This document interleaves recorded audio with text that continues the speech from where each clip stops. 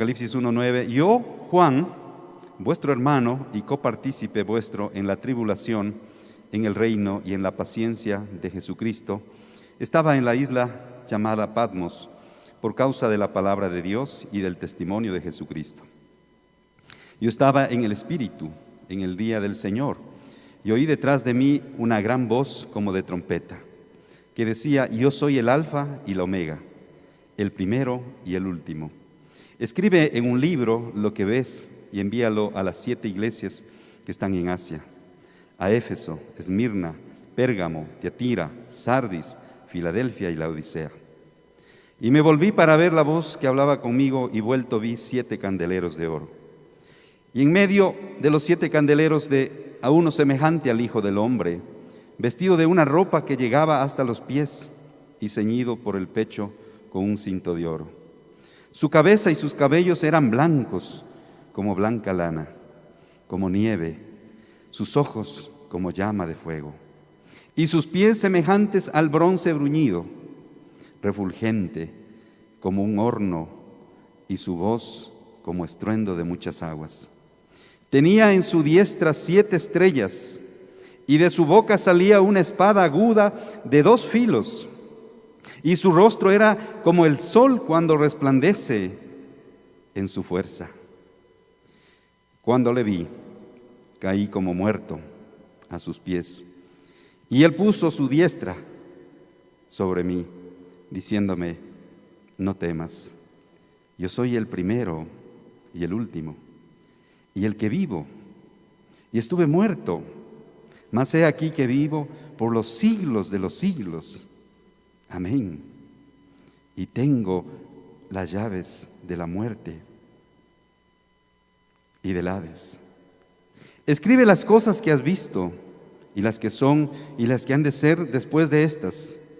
El misterio de las 7 estrellas que has visto en mi diestra, y de los 7 candeleros de oro. Las 7 estrellas son los ángeles de las 7 iglesias, y los 7 candeleros que has visto son las 7 iglesias. ¿A quienes escribe esto? Vamos a orar. Padre, gracias por tu palabra. Gracias porque en esta mañana, al acercarnos a este libro, lo hacemos con reverencia porque es tu palabra, Señor. Y nos acercamos también pidiendo la guía, la dirección de tu Espíritu Santo, y que Él sea trayendo la sabiduría y el entendimiento a nuestros oídos espirituales. Señor, atamos toda molestia, toda interrupción que quiera estorbar acá, Señor. Y pedimos que la presencia de Cristo sea exaltada en medio nuestro. Espíritu Santo de Dios, toca corazones por Cristo Jesús. Amén y amén. Cuando leemos este texto, Juan nos describe que él, quien tuvo esta visión, cayó como muerto, dice, al ver a Jesús, su amigo, a quien él o en quien él se había recostado unos días antes o quizá unos años antes en la cena, en la última cena que tuvieron, la cena de Pascua, cuando Jesús iba a ir a la cruz. Pero hoy, cuando vuelve a ver a su amigo, él está en la isla de Patmos. Todos sabemos que queda frente a Turquía. Allá iban los presos del Imperio Romano. Ahí estaba el apóstol Juan. Dice que estaba, el verso 10 dice, yo estaba en el Espíritu en el día del Señor, y oí detrás de mí una gran voz como de trompeta. Qué impactantes palabras de Juan. Y qué importante es estar en el Espíritu. Qué importante es vivir en el Espíritu, hermanos, para tener una revelación de quién es Jesús. ¿Quién es Jesús en mi vida? ¿Cómo ve usted a Jesús de Nazaret? ¿Usted cada vez que habla con Jesús cae de rodillas? Nosotros muchas veces acostumbramos a tomarle a Jesús como un amigo más. Y sí, Jesús quiere ser nuestro amigo, pero Él es soberano, Él es Señor. Decía un hermano que predicó en la mañana, mi profe de academia bíblica decía que si él le viera a Jesús cara a cara, él se caería desmayado. Y el hermano decía, y yo también. Y yo también decía, amén. Porque nos caeríamos desmayados al ver a Jesús cara a cara. A veces cantamos muy emocionalmente y decimos, Señor, muéstrame tu gloria. Y a veces no sabemos lo que pedimos. Cuando Juan mira aquí a Jesús, él tiene una revelación impactante. Bueno, la Biblia toda nos muestra a Jesús. Si leyéramos con un poquito más de detenimiento, vamos a ver a Jesús en toda la Biblia. Génesis, que es el primer libro de la Biblia, nos muestra la primera revelación de Jesús. Génesis 3:15, por ejemplo. Nos habla de Jesús. Empieza el libro de Génesis hablando de Jesús. Muchas veces nosotros tenemos confusión cuando escuchamos de Jesús. Hay gente allá afuera que dice, no, yo no quiero saber nada de Jesús todavía porque a lo mejor Jesús es un aguafiestas para mí. Otros dicen, bueno, cuando ya tenga mis años entonces buscaré a Jesús. Otros tienen una revelación un poco a medias, dicen, bueno, yo creo que Jesús fue un gran hombre. Nótese, yo creo que Jesús fue un gran maestro, dicen, ¿no? Yo creo que Jesús fue un gran líder político mundial. Una revelación a medias. Pedro, el apóstol, que un día le dijo cuando Jesús les preguntó, ¿y quiénes dicen los hombres que soy yo? Y los discípulos dijeron, bueno, algunos dicen que eres Elías, otros que eres un gran profeta. Y Pedro levantó la mano y dijo, Señor, tú eres el Hijo de Dios, el Cristo, el Hijo del Dios viviente que ha venido para salvar a la humanidad. Y Jesús le dijo, Pedro, eso no te ha revelado carne ni sangre, sino mi Padre Celestial. Qué tremenda revelación que tuvo el apóstol Pedro. Pero como ser humano que es Pedro, al igual nosotros, después de esa confesión, él tiene una confusión. Y le preguntan a Pedro, ¿y tú le conoces? Porque te hemos visto andando con él. No, dice, yo no le conozco. Te juro por mi madre que no le conozco. Pero tú eres Galileo, tú hablas como él. Y una empleada dice, y yo te vi que tú andabas con él cuando predicaban y hacían señal. No, dice, no le conozco. No sé quién es Jesús. ¿Cuántas veces nos parecemos a Pedro? Un día en la iglesia levantamos las manos, pasamos al frente, nos arrodillamos, decimos, Señor, yo quiero seguirte, Jesús. Yo quiero que tú seas mi Señor. La siguiente semana le damos la espalda. De la confesión a la confusión. Pero gracias a Dios que Jesús siempre está ahí, porque dice, Él no puede negarse, Él permanece fiel. Y Él viene para restaurarnos. Y así como a Pedro, que le permitió abrir la llave, con la llave de la predicación del reino de los cielos, nos permite a nosotros también servirle, porque si no nos quedaríamos ahí. Juan tiene una visión hasta cierta manera espantosa de Jesús de Nazaret. Por eso dice, cuando le vi, caí como muerto. Como muerto.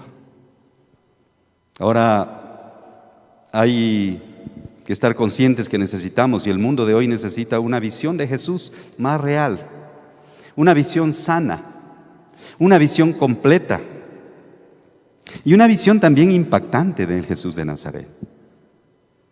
Porque conocemos en parte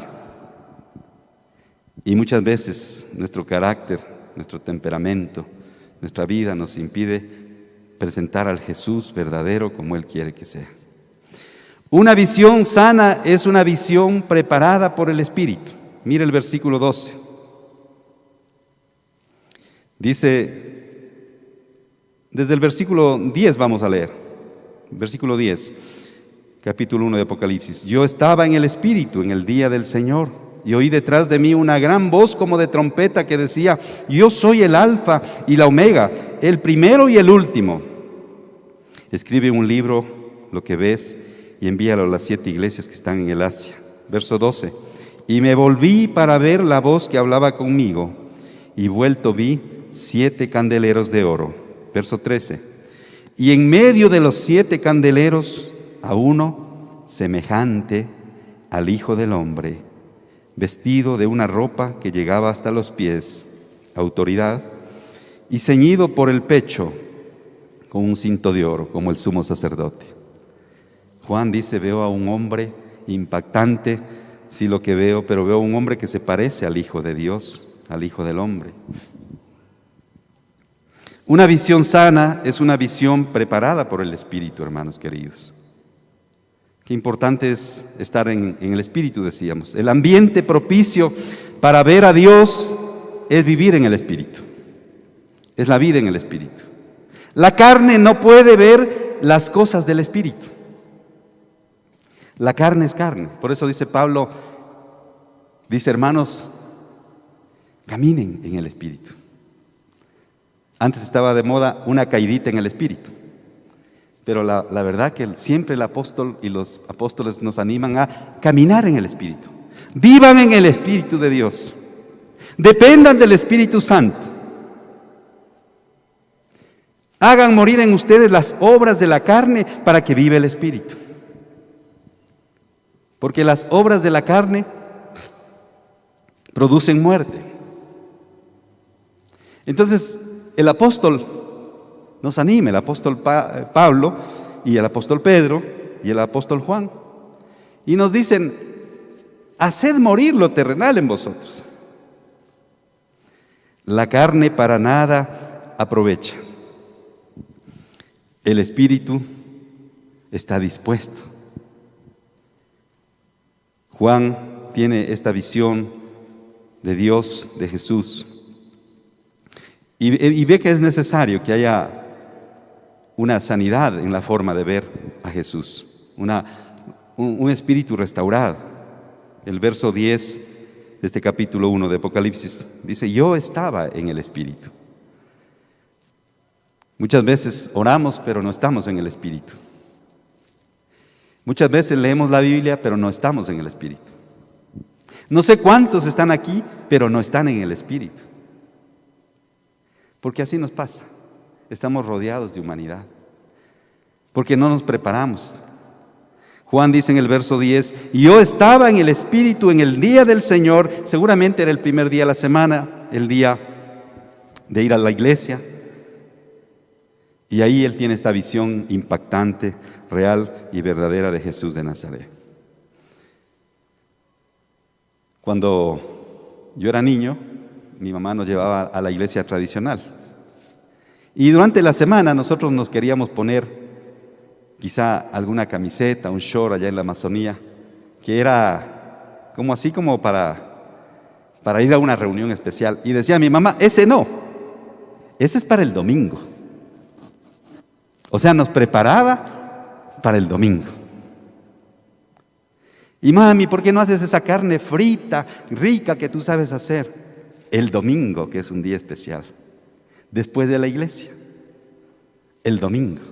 Bueno, Juan estaba en el día del Señor. Y algunos nos tenemos que preparar, yo para estar acá durante toda la semana. Pero quizá algunos de ustedes se prepararon recién, ahora a las 7:30, 8 de la mañana para venir acá. Otros, en cambio, se preparan el sábado. Otros el viernes, como todos los judíos. Los buenos judíos se preparan el día viernes, sí, para descansar. Otros quizá con más tiempo, pero Juan estaba preparado. Por eso decimos que la carne no puede ver las cosas del Espíritu, porque el ambiente propicio es el Espíritu. Si no estamos en el Espíritu, entonces estamos en la carne. Y si no estoy en el Espíritu, entonces esto nada más es una enseñanza que retiñe, que hace bulla y nada más. Muchas veces compartimos la palabra, sin estar en el Espíritu. Qué importante es, hermanos, pedirle al Espíritu Santo que nos guíe. Qué importante es decir, como decía el salmista David, examíname, oh Dios, pruébame para ver si soy bueno. Ve si hay en mí virtud alguna. Apártame del pecado y enséñame a hacer tu voluntad. ¿Cuántos matrimonios serían diferentes si estuvieran en el Espíritu? ¿Cuántos hermanos se herirían menos si cuando habláramos en el Espíritu? Dice Pablo, hablando entre vosotros con salmos, con himnos y cánticos espirituales. ¿Cuántas relaciones interpersonales serían más sanas, mejores, si habláramos y andáramos en el Espíritu? Si no estamos en el Espíritu, entonces vamos a estar operando en la carne. Una visión sana es también una visión que nace en la palabra de Dios. Mire lo que dice el capítulo 1, versículo 1 de Apocalipsis. Capítulo 1, versículo 1 de Apocalipsis. No sé si me ayudan ahí en la pantalla. Dice así, gracias Guillito y Sebas. La revelación de Jesucristo que Dios le dio para manifestar a sus siervos las cosas que deben suceder pronto, y la declaró enviándola por medio de su ángel a su siervo Juan. Una visión sana es estar empapada de la palabra de Dios. ¿Qué es lo que primero lees cuando te levantas? ¿El versículo bíblico que te mandan en WhatsApp? ¿O quieres entrar al Facebook a ver cuántos likes tienes? ¿Dónde está su visión? ¿Cuál es la visión que tienes del Hijo de Dios? ¿Es la visión que tuvo Juan sana, real, verdadera e impactante? Una visión sana está centrada en buscar la voluntad de Dios. Que Dios te hable, que Dios te permita ver, ¿sí?, el pecado que hay en tu vida. Una visión en la palabra de Dios siempre nos llevará al arrepentimiento. Una visión de Jesús centrada en la palabra siempre nos llevará a darle gloria a Jesús, a darle honra a Jesús de Nazaret. Cuando Él le dice, yo soy el alfa y el omega, el principio y el fin, el que estuvo muerto y volvió a la vida, nos lleva a mostrar que Jesús es impactante en su manera de mostrarse a la humanidad. Ya no es el Jesús ante el cual Juan puede recostarse a su costado. Es Dios todopoderoso, supremamente rodeado de gloria y majestad, impactante para nuestras vidas. El hombre que no conoce a Dios debe temerlo, y nosotros que conocemos a Jesús deberíamos reverenciarlo. ¿Dónde está tu corazón esta mañana, querido amigo? ¿Cuál es la visión que has tenido de Jesús hasta aquí? Ah, sí, un pana más, un amigo más, el que me socapa. Siempre yo le pido que me guarde y me guarda. ¿Solamente esa pobre y triste visión es la que tienes de Jesús? ¿O hay algo más que podemos conocer de Jesús? Una vida coherente entre lo que vivo y lo que creo. Tener una visión clara de Jesucristo nos ayuda entonces a tener una vida coherente entre lo que vivo, creo y predico. Algunas veces, con mucha tristeza he escuchado hermanas que dicen, pastor, dice, mi esposo es un santo en la iglesia, pero en la casa es un demonio. La vida en la carne para poco aprovecha. Oh, pastor, mi esposa es una mujer que sirve, que pasa en la iglesia mucho tiempo sirviendo al Señor, pero en la casa no me atiende. En la casa me descuida. Una aparente espiritualidad rodeada quizá de misticismo y rodeado de mucho trajín, como Marta, pero sin una declaración clara y una coherencia clara de lo que es Jesús en nuestras vidas. Que tu vida sea coherente entre lo que vives y lo que crees. Esta visión también nos muestra que Dios siempre habla. Dice el verso 9 del capítulo 1 de Apocalipsis: yo, Juan, vuestro hermano, y copartícipe vuestro en la tribulación, en el reino y en la paciencia de Jesucristo, estaba en la isla llamada Patmos por causa de la palabra de Dios y el testimonio de Jesús. Dios siempre está hablando. Y Hebreos dice que Jesucristo es la muestra clara, real y verdadera de ese Jesús que se vino a revelar, que vino a mostrarnos a Dios. También esta visión es para todos. Es una visión propicia para todos. No es una visión solamente para Juan. No es una visión solamente para Juan. Por eso en el versículo 1 dice: y la declaró por medio de su ángel a su siervo Juan. ¿Para qué? Para manifestar a sus siervos, dice, las cosas que han de suceder. Apocalipsis es una revelación para todos. Para todos. Para todos. Una visión que también tuvo Daniel, que tuvieron otros hombres de Dios. Y dice más abajo, leyendo esta visión que Juan nos da, dice el verso 14: su cabeza y sus cabellos eran blancos como blanca lana. Nos da a entender que Jesús tenía autoridad, así como su vestido largo era autoridad. Pero el cabello blanco en algunos casos también representa sufrimiento. Hay personas que muy jóvenes se les pone el cabello blanco cuando han pasado por un fuerte estrés. A otros se nos cae. Pero generalmente pensamos en los ancianos que tienen el cabello blanco. Y puede ser que así sea. Sin embargo, esto denota autoridad. A las canas las honrarás, decía el Antiguo Testamento. Ante las canas te inclinarás. Como nieve, dice, sus ojos como llama de fuego. Miren los ojos, qué tremendo. Puede ser que si usted mira esto, de noche no va a poder dormir, porque sus ojos, dice, como llama de fuego. Y sus pies, verso 15, semejantes al bronce bruñido, refulgente como el horno, y su voz como estruendo de muchas aguas. Tenía en su diestra 7 estrellas, y de su boca salía una espada aguda de 2 filos, la palabra de Dios. Y su rostro era como el sol cuando resplandece en su fuerza. Con rostro de sol, con ojos color de fuego y con una espada aguda de su boca. Así vio Juan a Jesús.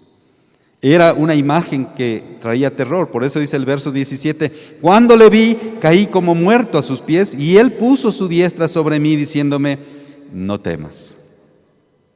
Si usted conoce a Jesús, no tiene que temerlo, tiene que amarlo, tiene que honrarlo. Yo soy el primero y el último, y el que vivo, y estuve muerto, dando a conocer que él estuvo muerto en la cruz. Mas he aquí que vivo, porque resucitó, y vive por los siglos de los siglos, amén, y tengo las llaves de la muerte y del Hades. En este tiempo de pandemia, mucha gente ha fallecido. Mucha gente ha estado al borde de la muerte. En estos días hemos vuelto a escuchar de gente que está falleciendo otra vez por el COVID. Bueno, Jesús tiene las llaves de la muerte y del Hades. Y lo que el Señor hace y lo que Él permite está bien. Pero hay una responsabilidad en nuestra vida, porque Él dijo: yo he venido para darles vida y vida en abundancia. Y mientras no llegue la hora, esas llaves no van a abrir esa puerta para que tú pases a la eternidad.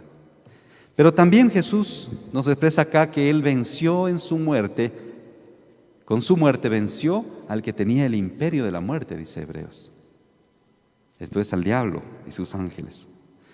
Y dice en Apocalipsis que al final la muerte misma será echada al lago de fuego y azufre. El postrer enemigo, dice, que será destruido es la muerte misma. Así lo presenta la Biblia, como una muerte. Lo más importante de esta visión impactante, real, verdadera, sana que tiene Juan, es que muestra a Jesús en medio de las 7 iglesias.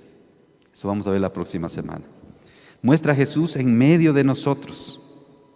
Jesús sabe todo lo de nosotros. Sabe acerca de nuestras defensas. Sabe que estamos luchando con el Omicron. Pero también sabes que Él murió para deshacer las obras del Omicron y las obras del mal, las obras del diablo. Mucha gente que ha pasado por estos momentos de enfermedad, de tristeza, de dolor, en una cama de hospital algunos, han tenido fuertes luchas. Me contaba un hermano, dice, yo veía al diablo que venía cada noche a mi cama y quería ahogarme, y me apretaba el cuello. Una visión impactante. Pero venía una voz a mí que me decía, órale a Jesús, órale a Jesús. Y yo estaba, dice, en terapia intensiva. Y entonces me acordaba de Jesús y le pedía a Jesús ayuda. Y cuando venía Jesús, el diablo se iba. Y así pasé 15 días en terapia intensiva, me decía, peleando con el diablo cada noche, pero también viendo la victoria de Jesús cada día. Puede sonar paradójico, pero muchas veces así es nuestra vida.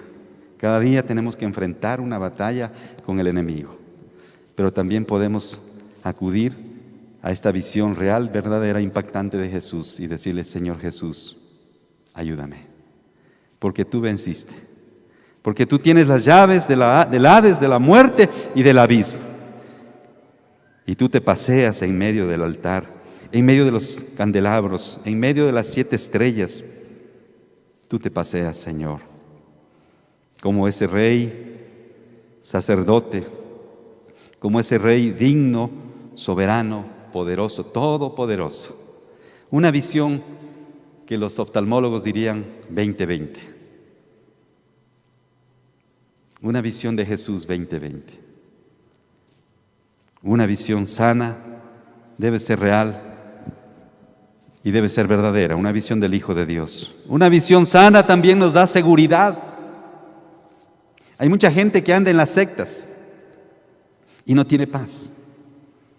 No puede vivir en paz, porque algo está mal.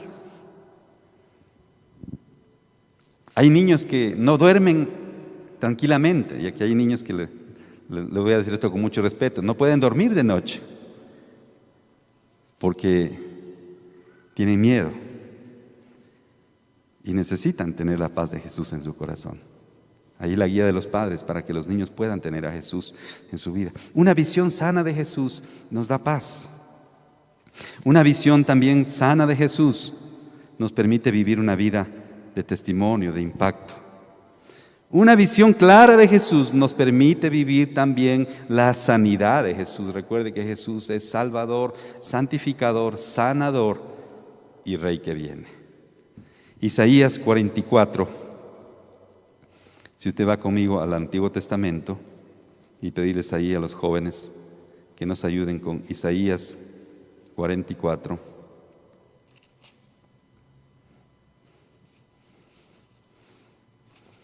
Libro de Isaías, capítulo 44, versículo 6.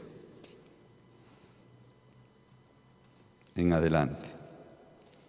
Dice así Isaías 44,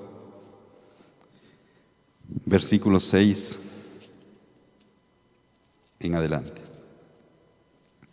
Así dice Jehová, Rey de Israel, y su Redentor Jehová de los ejércitos.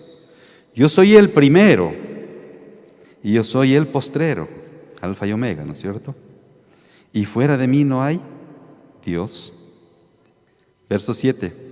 ¿Quién proclamará lo venidero, lo declarará y pondrá en orden delante de mí? ¿Cómo hago yo desde que establecí el pueblo antiguo? Anúncieles lo que viene y lo que está por venir. Verso 8. No temáis, ni os amedrentéis. ¿No te lo hice oír desde la antigüedad y te lo dije? Luego vosotros sois mis testigos. No hay Dios sino yo. No hay fuerte, no conozco ninguno. Ponte en pie esta mañana delante del Señor y tengamos un momento de oración. Pidamos que la palabra de Dios que ha sido expuesta esta mañana pueda correr por nuestras venas, pueda correr en nuestros corazones y que podamos tener una visión sana, real y verdadera, impactante de quién es Jesucristo. Para ello necesitamos estar en el Espíritu. Y quizá algunos amigos que nos miran, quizá algunos amigos que están acá, a lo mejor alguien no tiene a Jesús en su corazón. Mire que es importante que le digamos: Señor Jesús, quiero conocerte. Quiero que limpies mi vida. Quiero que sanes ese virus que está en mí, que se llama pecado. Ese virus del cual no he podido ser libre. Pero yo sé que hay una vacuna, que es la sangre de Jesús, y que me puede perdonar y dar vida eterna. Señor, límpiame, lávame, restáurame, Señor.